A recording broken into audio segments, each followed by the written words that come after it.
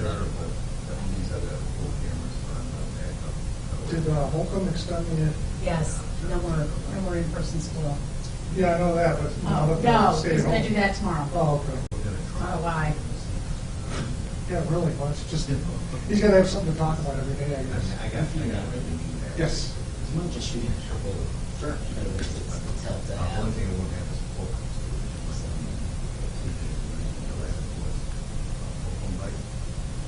Or put it in yourself. We're at the press conference. Yeah, she said.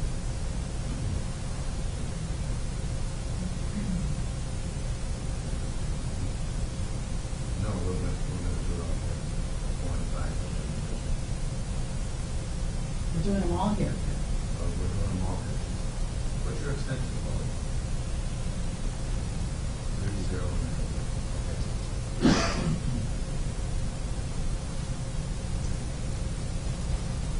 30.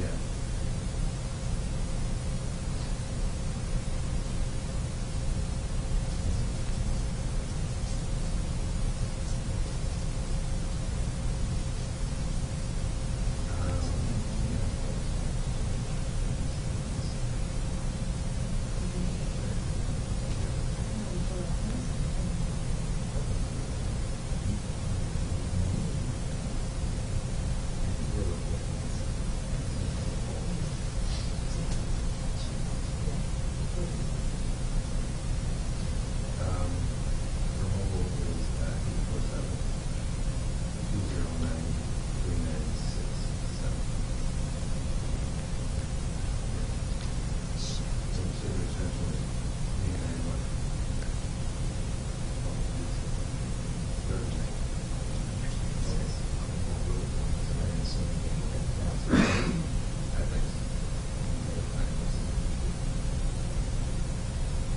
He's at 3090 now. Okay, thank you. That's right. Okay.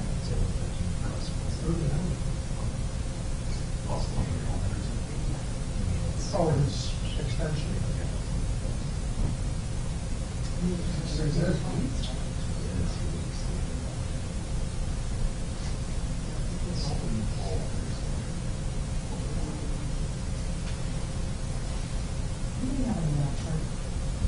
What kind of charter?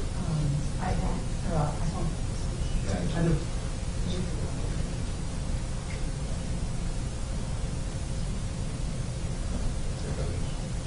I got it. I got it first. I'm going to give her a light with it.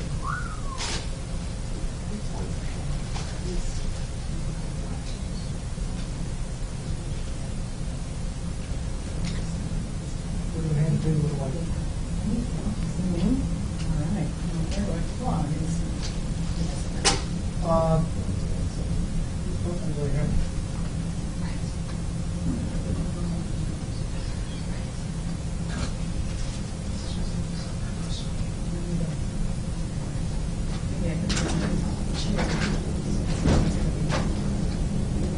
Sitting right there.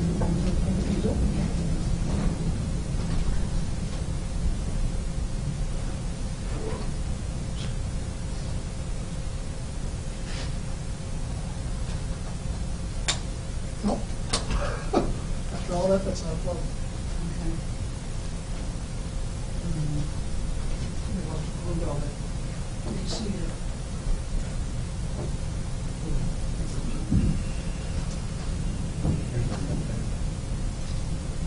Oh, good one. Yeah. Okay.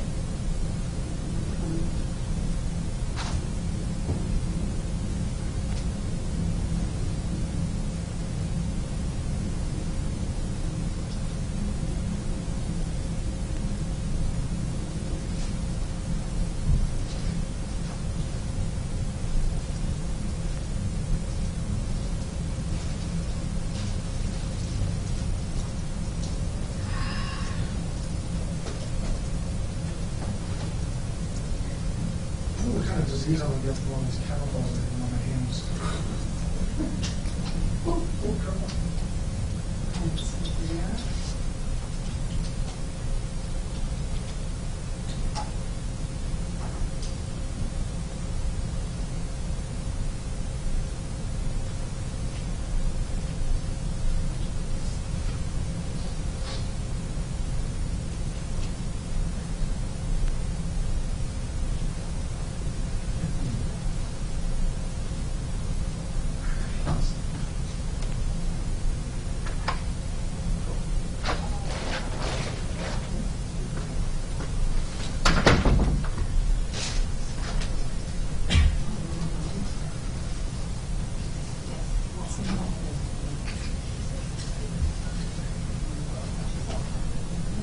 Mike, your video today, so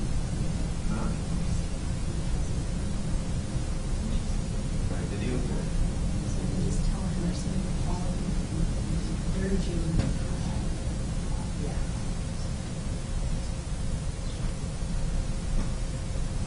That's in all of the right? Yeah, for all of them.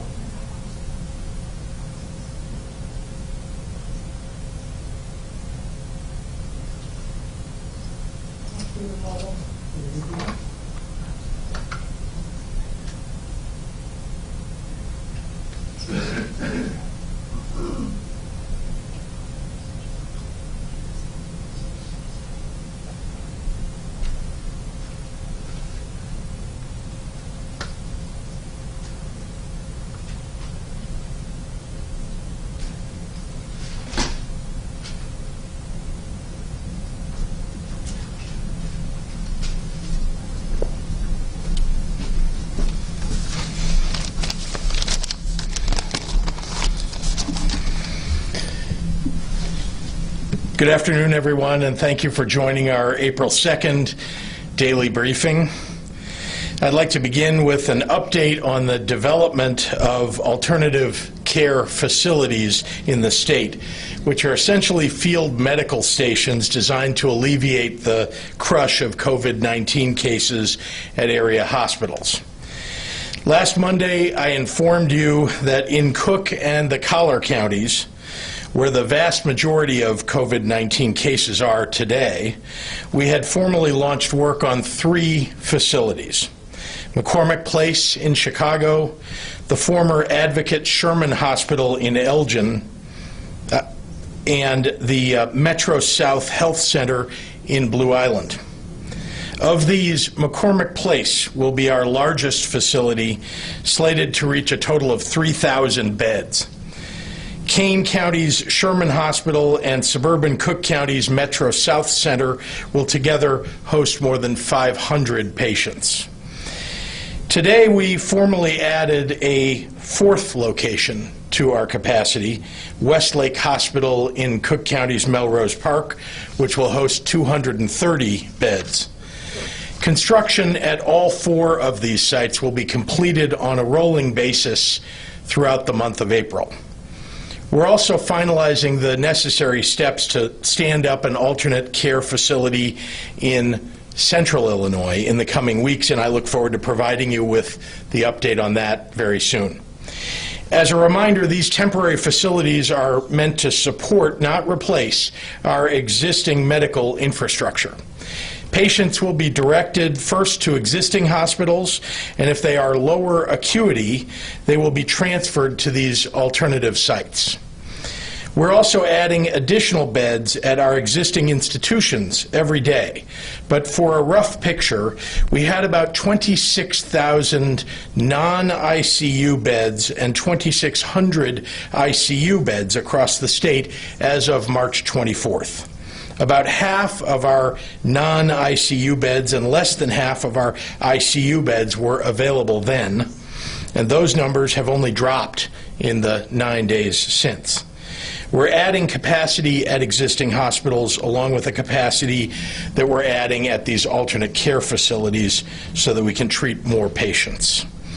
We talk a lot about increasing hospital capacity as a critical component of our approach to COVID-19, but I want to take a moment to remind people why that is. This is a novel coronavirus, which basically just means it's new to humans. There's no vaccine, and no one is immune.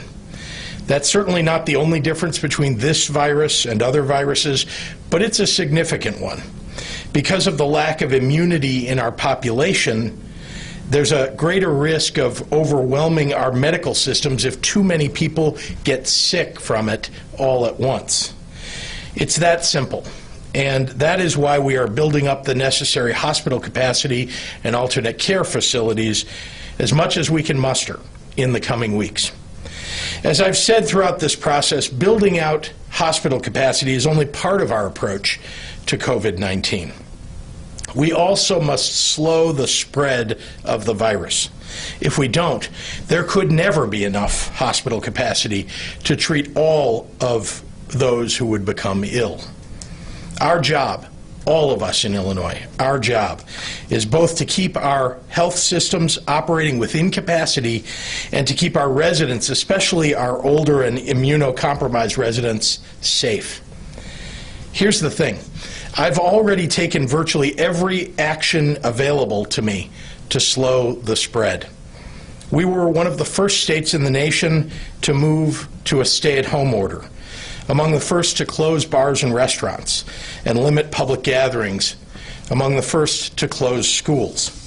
Now, a majority of states and many more municipalities, including several that made a point to avoid such action early on, have followed suit. And I take no pride in being earlier than others, but I'm honestly upset about the lack of early action on a national basis. This will go down in history as a profound failure of our national government. I'm telling you this because I want you to know that in terms of state action, state orders, we've nearly exhausted every avenue available. Now the rest is up to you. Our strongest weapon against COVID-19 is you. Already the vast, vast majority of you understand how critically important your actions are in our greater social distancing efforts. Almost all of you are doing it right. I see all that you're doing to stop the spread. I see the people who are staying home. I see the emptier streets. I see the essential workers keeping people fed and safe and healthy and keeping their social distance. I see you fighting for each other, Illinois. I see you as tough as you are kind, as courageous as you are creative. I see you taking care of one another, and I'm very, very proud. For a little while longer, we must all commit to staying home, staying safe, and practicing social distancing to stay healthy. Every one of us must abide by this if we are to get through this difficult time. So, to honor you and to bring us together in our commitment to doing what's right, I'm introducing a new statewide initiative that we can all participate in, and it's called All In Illinois. All In is our anthem and our point of pride. Illinoisans staying home for the good of each other and for our state. Today I'm asking all of us, all of you, to join in and be all in for Illinois. All in for our neighbors, all in for our grandparents, all in for cancer survivors and those who are immunocompromised, all in to protect essential workers like grocery and drugstore employees and food delivery workers. All in for our heroic doctors and nurses, respiratory therapists, social workers, EMTs, pharmacists, ER technicians, registration staffers, sanitation services, and the hospital food service workers who keep our patients fed. Join us and take the pledge. Pledge your commitment to go all in for Illinois. Go to allin.illinois.gov and take a look around. See comedic actress Jane Lynch telling you why she's staying home, and hear from Veep star Matt Walsh, athletic phenom Jackie Joyner-Kersee, actor and comedian Dion Cole, Chicago PD star Jason Begg, and there are many more to come. You can also print your own yard or window sign. You can update your Facebook profile picture with a themed frame. Display the words "All In for Illinois" proudly. Post your own videos on social media demonstrating your pride. Be all in. All in Illinois means we care about one another. It means we care about our communities. We are one Illinois, and we are all in this together. Thank you, and now I'd like to invite the Director of our Department of Public Health, Dr. Ngozi Ezike, to give her update for the day. Thank you, Governor. Thank you. This morning, I called into WJPF's Morning News Watch with Tom Miller. His show broadcasts throughout southern Illinois and informs communities each day about what is happening in their part of the state. As you can imagine, all the talk revolved around COVID-19, and my message to them was that even in the rural areas of the state, The virus is present, and they should join all their fellow Illinoisans in staying at home so that we can all get back to normal on the other side of this pandemic. Today, we have added an additional 715 new cases and 16 additional deaths. That brings our Illinois totals to 7,695 cases and 157 lives lost. As we have reported before, approximately 85% of the deaths in Illinois are among those 60 and older, but that doesn't mean that it's a death sentence. I recently spoke with our third and fourth cases of COVID-19, a couple in their 70s, and they're both doing great, and they were happy for us to share that information. But no age is immune to contracting the virus, and we have seen individuals younger than 1 and over 100 years contracting the virus. We're also starting to see clusters of cases in essential businesses. And although these businesses need to continue operating, they must take steps to protect both the employees and the customers. Employees should be monitored for symptoms, and their temperature should be checked daily. Anybody who's sick should absolutely be sent home and stay home. Businesses should be thoroughly cleaned each day, and measures should be in place to protect clients. That might mean keeping customers at least 6 feet away from the cashiers, or if plexiglass can be intervening. And I have to go here regarding churches and other religious services. There are reports that people are still holding services. I understand the importance of communing with fellow believers, but let's understand, kids are home from school, people are home from work, schools and offices are closed, religious houses have to do the same. We all must make this sacrifice. Then, on the other side of this pandemic, we can gather at the mosque or the synagogue, the church, the museum, the library, all of these places that we love. We must not continue putting people at risk. Please hold virtual services, whether by web or phone. I may sound like a broken record, but these are all things we have to do. It just can't be some of the community that's following these restrictions and these guidelines. We all have to do it together. Let's be all in for Illinois and do our part to end this pandemic. Now I'll summarize the comments in Spanish. Esta mañana llamé a la estación de radio local en el sur de Illinois y hablé con Tom Miller. Su programa se transmite por todo el sur del estado y informa comunidades cada día sobre lo que está pasando en su parte del estado. Últimamente, todas las conversaciones son sobre COVID-19. Y mi mensaje para ellos fue que en las zonas rurales del estado el virus existe.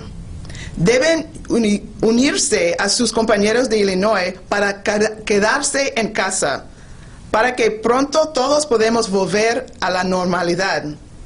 Aunque el número de casos ayer a hoy son más bajos, estamos reportando 715 casos nuevos, incluyendo 16 muertes. Tenemos 7,695 casos y 157 muertes en Illinois. Como los informamos, aproximadamente el 85% de las muertes en Illinois se encuentra entre las personas de 60 años o más. Ningún grupo de edad es inmune a este virus. Hemos visto casos en individuos menores de 1 año y mayores de 100 años, y en todas las edades intermedias. También estamos comenzando a ver más grupos de casos en negocios esenciales. Aunque estas empresas necesitan continuar operando, deben tomar medidas para proteger a los empleados y a cualquier cliente. Los empleados deben ser monitoreados para detectar síntomas y sus temperaturas deben revisar diariamente. Cualquier empleado enfermo debe quedarse en casa. Las empresas deben limpiarse todos los días y deben tomarse medidas para proteger a los clientes. Poniendo plexiglas entre los cajeros y los clientes, manteniendo una distancia de 6 pies entre las personas. Iglesias, escucha que todavía hay algunos dando servicios. No debemos seguir poniendo a las personas en riesgo. Mantenga el servicio virtual, sea por internet o por teléfono. Eso es solamente para ahora. Puede sonar como una disco rayado, pero estas son cosas que todos tenemos que hacer. No puede ser solo parte de la comunidad. Cada persona debe ser. Si hacemos nuestra parte por poner fin a esta pandemia, vamos a salir adelante. Ahora es el tiempo a trabajar juntos, porque solos no podemos. Sí se puede. And with that, I will turn the podium back to Governor Pritzker. Happy to take any questions. Mary I Ann. have several brothers who have asked me to ask their questions. First of all, folks are concerned about the people in prison. Yes. Should more be released? There have been some civil rights folks who are having a press conference about that today. So I'll repeat the question for those who couldn't hear your question. Is a question about should we be doing more to release prisoners during this time? I want to remind you that we had more than 1,000 fewer prisoners in prison today than we had on February 1. We've been in process of reviewing cases, especially during this crisis, but quite all along, and especially looking at vulnerable populations and trying to let them go. For example, we commuted sentences of pregnant women and women with babies that were in prison. We looked at cases of nonviolent offenders who were, for example, retail shoplifters who are serving relatively shorter sentences but would still be in prison now had we not reviewed their case and let them out and given them, commuted their sentences, essentially. We looked at other nonviolent cases like narcotics convictions and we've been processing those as well. And then finally, just recall that one of the important rules that sits in place today is that when you let somebody out, when you commute their sentence or early release them, they have to have a place to go. You can't just release them on the street and have them become homeless immediately. And we also want to do a medical check and so on. But the most important thing is they have to have a place to go. And there are a number of people who may have met a certain criteria who did not have another place to go. So we've been doing, I think, a lot in this regard, and we continue to. I want you to know my legal staff every day. We have lawyers on my staff as well as the Department of Corrections director and his staff looking at these cases precisely because we want to do, I think, what activists want and certainly what we want, which is to lessen the pressure within prisons where they're in such close quarters that they might be communicable to one another. But I also want to say that we are treating these prisoners who do get, they're in a congregate setting. I want to remind you, it's different than a nursing home, but similar in a way, right, where people really can't move out very easily. And so we want to make sure they get the medical care that they need as well as quarantine them properly from the other prisoners in this case. So we're doing a lot in this regard, and I know that there's still more that we're working on. What about unemployment? Many people are saying they are on hold when they call. They cannot get through, as well as online. It says, please come back. Is there any way to speed up that process? So the question was about IDES, our Department of Employment Security, and unemployment claims that are coming in every day. And this is the biggest onslaught of unemployment claims, I think, ever, at least in my lifetime, and even more so than the Great Recession of 2008, 2009.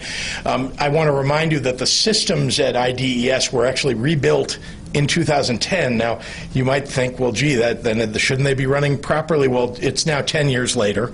Not a lot of investment was made in the state's IT systems in that last 10 years.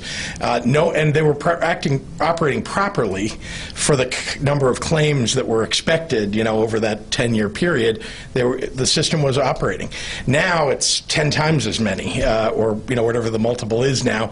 And so the systems aren't acting properly. And I've been talking to our Department of Innovation Technology, which is partly responsible, talking with IDES staff, which is partly responsible, and then we've also asked the public, to those who are filing, to segment themselves by the first letter of their last name, to call on certain days and certain hours and so on. We're trying to spread it out as best we can, but the truth is that the system does go down. It went down this morning for a short period of time. They were working very hard to get it back up. Didn't quite come back up in the same hour that they thought it would, but an hour later.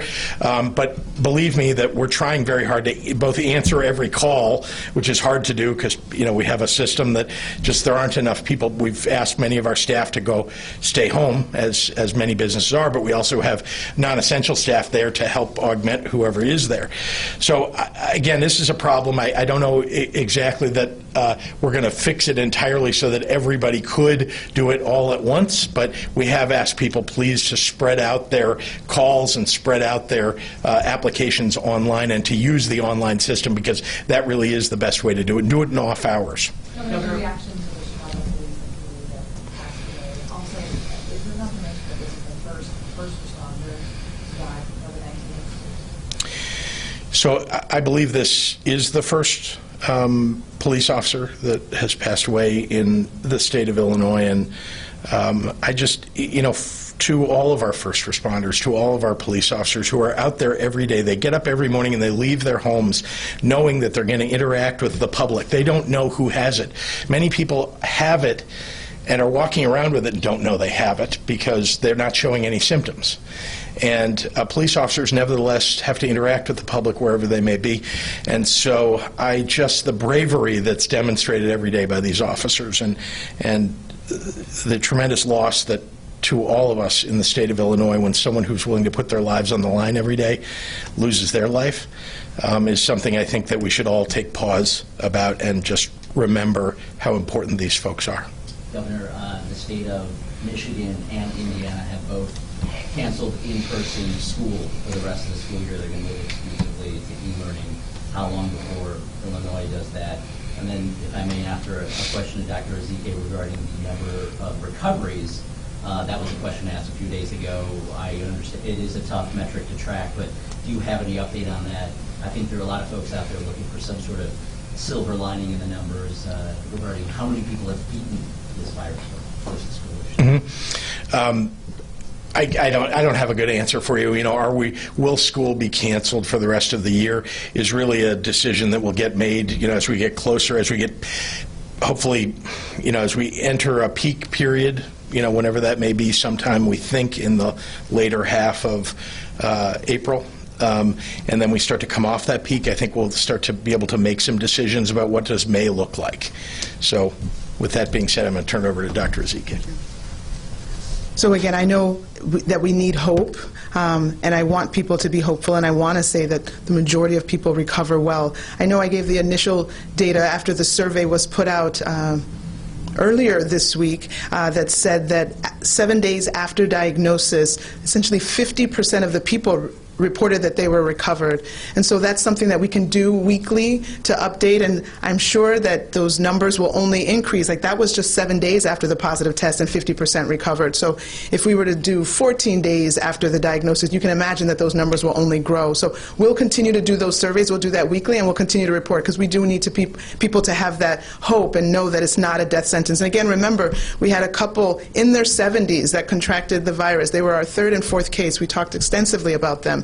I just talked to the wife this morning, and she was saying, yeah, we're doing great, and we're old. Yeah, you can share that. And so that was really why I wanted to put that out there, because it is not a death sentence, but we definitely mourn the loss of every single life, and we're keeping all of their family and friends in prayer. The 50%, I'm sorry, the 50%, just to follow, the 50%, that's Illinois. That's Illinois. That was just the cases that we had 7 days post a positive test. Dr. Ezike, can you talked about the cluster. You said that there's some businesses. Could you give us more info on that?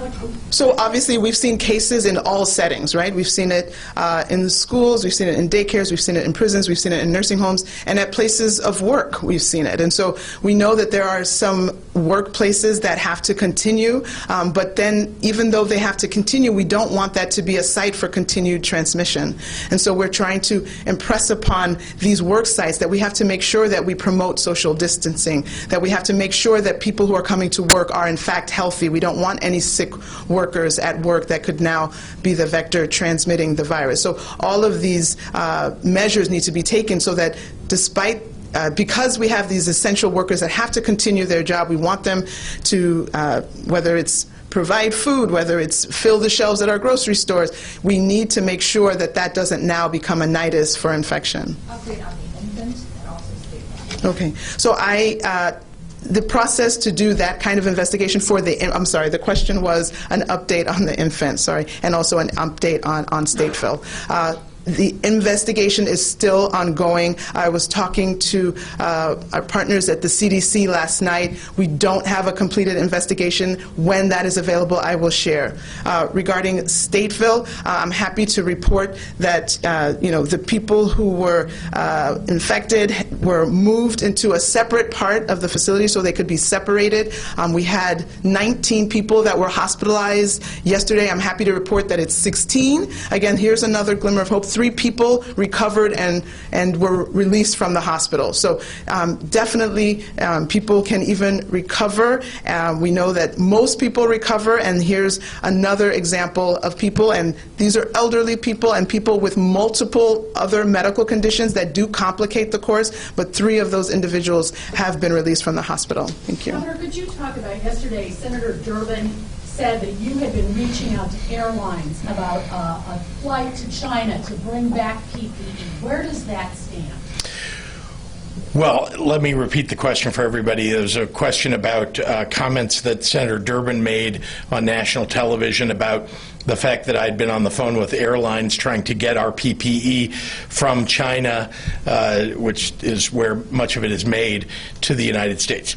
It is true that I have been making calls night and day to make sure that we can not only locate and procure PPE wherever it may be in the world or in the United States, but also to make sure that it gets shipped here properly and promptly, by the way. And as you can imagine, there is quite a lot that has been held up over some time because of the challenges of coronavirus in China, and so the shipping from China has been, curtailed to some degree. It has begun to pick up again, but as you can imagine, there's a backlog of everything that was going to be shipped from China, not just PPE, and so trying to get to the head of the line because we have an urgent need is critically important for our state, and so that's why I'm calling heads of airlines, heads of shipping companies. I'm calling private individuals that I know have connections in China, because the Chinese government has been a little bit difficult at putting PPE at the head of the line to be shipped to the United States. And I've asked the federal government, the United States government, which is, you may have heard the last day or two, the president talking about the air bridge, he's been calling it, from China, where they're shipping goods back to the United States. Well, the reality is that the air bridge is carrying private goods for private companies. It can be PPE, but they're private goods. They're not going to the states. They're going to private companies that are then distributing it to their customers, whoever they may be. And that there may be states that are on those customer lists, but they may also not be. And so I asked directly, well, could I put goods that are bound for Illinois, that we are acquiring PPE for the people of Illinois, on the air bridge? And essentially the answer has been no. And so I'm doing everything I can. And I will say that we've had a little bit of success. We're still working on it. We're talking to people at the highest levels of major shipping companies and talking directly to them. I'm on the phone with them. And I also was on the phone with advisors at the White House to try to get them at least to help me to get those companies to do what we need for the people of Illinois. I have a downstate question. What are you doing to ensure the state's medical supplies are getting to medical providers at downstate hospitals, nursing homes, and other service providers and not just ending up in a warehouse? Great question. So the question was, how are we making sure that our supplies of PPE are being distributed around downstate Illinois and not just going and staying in a warehouse somewhere? And the answer is we're shipping out everything we're getting. We know exactly where we need to ship these goods to. We understand where hospitals stand. We're talking to them every day. We have a survey that they fill out every day and let us know what their stores of PPE are, how many days they may have left of PPE, and so on. So we're, as soon as we get whatever we get, we are shipping it out to various places. Downstate Illinois, southern Illinois, central Illinois, northwestern Illinois, Rockford and surrounding counties are all getting PPE shipments. We're shipping it to public health departments in those counties, as well as directly to hospitals and health centers and to nursing homes. Mary Ann, do you have any other ones? I do have one more. Okay. She's taking your job. I know. Okay, Wisconsin is going ahead with their election, knowing what we know about the virus. What recommendation would you give to the governor of Wisconsin, as well as maybe perhaps Dr. Zike? And is there any evidence that holding the Illinois primary election spread the virus further? So I would say to Wisconsin, I don't know what the laws are about mail ballots in Wisconsin, mail-in ballots and absentee balloting, but it was very important in the state of Illinois. Many, many people took advantage of mail-in ballots. Many, many people early voted, and that really helped us in terms of diminishing the number of people who we knew might show up at a polling place. And given that it's an all-day vote on Election Day, and people had the ability all day the day before and all day the day before that and 45 days before the election to do it, it was something that was doable for us. But I must say that I guess the only advice that I would offer is make sure you're coordinating with your election officials, that they know how many volunteers they have that are actually going to show up, and perhaps don't listen to them when they say they're all good, they don't need any help, and use the volunteers that you have available to you as governor or as legislature to augment, the need. But mail-in ballots are the best way to run an election right now, and so I would encourage everybody in every state that has an upcoming election and every state that doesn't have mail-in ballots, they should pass that immediately and let people vote by mail. Okay, last question in the room. Earlier in the week, when we talked about McCormick Place, you said 500 beds will be available this week. Is that still the case? And also, value stores, still essential businesses. Can you talk about that decision? So the question was about the 500 beds. Are they really going to be ready at McCormick Place this week? And about why gun stores are considered as essential businesses still open. As far as the 500 beds, I got a sneak peek at the work that's being done there. Let me just preview just briefly that you should all feel very, very proud, honestly, of the work that's been done so quickly by patriotic Americans. These are carpenters who are showing up, and they're building out this amazing facility in 5 days. 5 days. And you can see that on their faces how proud they are to be doing it. They know they're doing something that's going to save people's lives. Carpenters, National Guardsmen, Army Corps of Engineers, the people who work for MPEA, that's the McCormick Place. Those are, they're amazing people, and I think you'll get a chance at some point to see what it looks like and to report on it. But I just want you to know it is going to be completed, and it's amazing to me. I didn't know you could make something that big, build something out like that in 5 days, and they'll be completed tomorrow. Yeah. Sorry about gun stores. Look, we wanted to make sure that people had the ability to protect themselves if they needed to. I think that it was. There are a number of things that I think one person might not consider essential and somebody else would consider essential, but it was just something that we felt would be important. I think there were quite a lot of people downstate who felt like they'd like the opportunity at least to be able to buy ammunition or something else because they might want to go hunting by themselves or to protect themselves. So Okay, we got to take a couple from our reporters online. Have you been given solid promises on, one, Illinois having first dibs on the Abbott Labs rapid test and expected date for when they will start to be used in Illinois? What was the very first couple of words of that? Have you been given a solid promise? Got it. So Abbott Labs, I mean, let me just compliment them. I spoke with them literally the day they made the announcement about their rapid tests, and they were so incredibly responsive and helpful.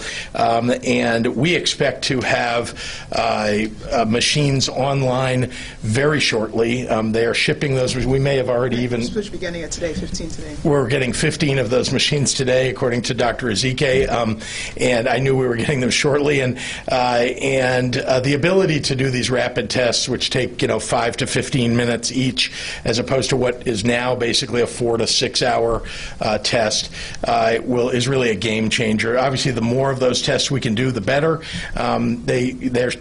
They're creating these, they're manufacturing these for the entire nation, but they have said that Illinois is going to be, because we're their home, that we're a priority for them, and so obviously they're delivering on that promise with the first 15 machines already. Do those machines go in the hospitals or the labs? Various places. We want to just make sure they're most effectively used, and remember that very important to us is collecting the data, right? Because we're not going to be able to, there's no way, we've all told you, to test everybody out there, and so we want to make sure that wherever they go, the data is available to us so we know how many people are contracting coronavirus in what locations.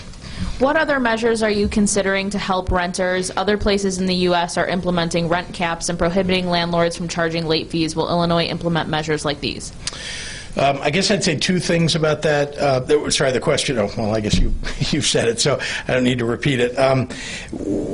Two things. One is that we have a state law in Illinois that imposes a moratorium on rent control, and that state law can only be repealed by the state legislature. So that is not something that we can do by executive order. But what I have done is ordered sheriffs in all 102 counties that they may not evict anyone during this period of time, during this crisis. So we're doing an awful lot of other things to make it easier for people during this crisis to stay in their homes by making sure that there are no shutoffs of utilities and providing other services in neighborhoods so that people are at least able to stay in their communities and in their homes. This will be our last question. Is this new All in Illinois campaign related in any way to concern that as the weather gets nicer, people are going to want to go outside in bigger numbers and ignore social distancing? Well, I wish we had thought of it a month ago, maybe. But if the answer is, do I think that people should listen to All in Illinois and follow it and not go outside, or at least not congregate in groups of 10 or more outside? Yes, I want people to follow the rules. And so, having said that, this is a fun way, I think, for everybody to feel camaraderie with one another, to feel as if, we are, in fact, all in this together in Illinois. And I am so very proud of the people of Illinois for doing what they do across the state, for following the rules, and this is one way for everybody to show their pride. Thank you. Thank you. Thank you very much. Thank you. Mary Ann, you can have my job tomorrow.